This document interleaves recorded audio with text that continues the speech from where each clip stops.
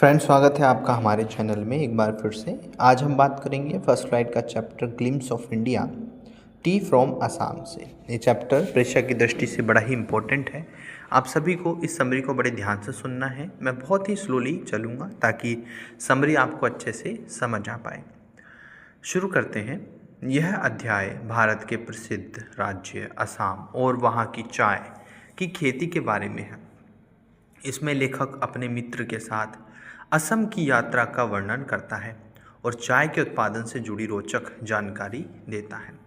कहानी की शुरुआत दो मित्रों से होती है, लेखक और उसके दोस्त। राजवीर की यात्रा से होती है। वे दोनों ट्रेन से असम जा रहे होते हैं। राजवीर असम का रहने वाला होता है।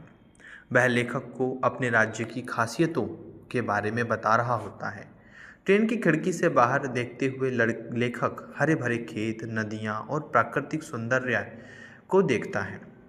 जैसे जैसे वे असम के करीब पहुँचते हैं, चाय के बागान दिखाई देने लगते हैं।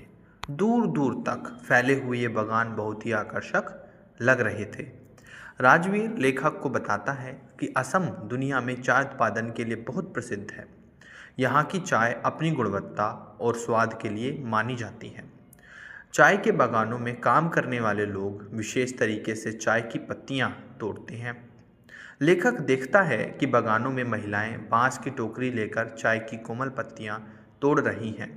वे बहुत सावधानी से केवल नई और कोमल पत्तियां ही चुनती हैं, क्योंकि अच्छी चाय इन्हीं पत्तियों से बनती है। यात्रा के दौरान राजवीर चाय के इतिहास के बारे में भी बताता है। वह कहता है कि चाय की खोज के बारे में कई कहानियां प्रचलित हैं। एक प्रसिद्ध कथा के अनुसार चीन के सम्राट शेन नुंग ने सबसे पहले चाय की खोज की थी। कहा जाता है कि एक दिन वे उबला हुआ पानी पी रहे थे, तभी हवा से कुछ पत्तियां उसमें गिर गईं, जिससे पानी का रंग और स्वाद दोनों बदल गया। इस तरह चाय का जन्म हो गया। राजवीर यह भी कहता है कि भारत में चाय की खेती अंग्रेजों के समय में शुरू हुई थी। अंग्रेजों ने असम के जंगलों में चाय के पौधे लगाए और धीरे धीरे यह एक बड़ा उद्योग बन गया।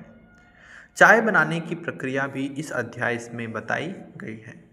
पहले चाय की पत्तियां तोड़ी जाती हैं, फिर उन्हें सुखाया जाता है और कई प्रतिक्रियाओं और प्रक्रियाओं से गुजारने के बाद चाय तैयार हो जाती है। इसके बाद इसे पैक करके बाजार में भेजा जाता है। असम की चाय दुनिया भर में निर्यात की जाती है। यहाँ की चाय का स्वाद और गुणवत्ता इतनी अच्छी होती है कि लोग इसे बहुत पसंद करते हैं। यह अध्याय केवल चाय के बारे में नहीं है, बल्कि असम की प्राकृतिक सुंदरता और वहाँ के लोगों के जीवन के बारे में भी है। यहाँ की हरियाली, शांति और सुंदरता मन को मोह लेती है।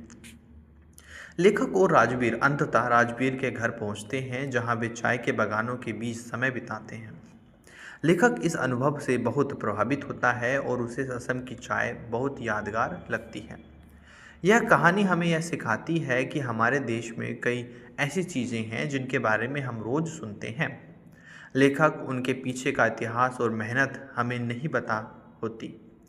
चाय जिसे हम रोज़ पीते हैं, उसके पीछे बहुत मेहनत और लंबी प्रक्रिया होती है। यह अध्याय हमें भारत की प्राकृतिक विविधता और समृद्धि का भी परिचय कराता है।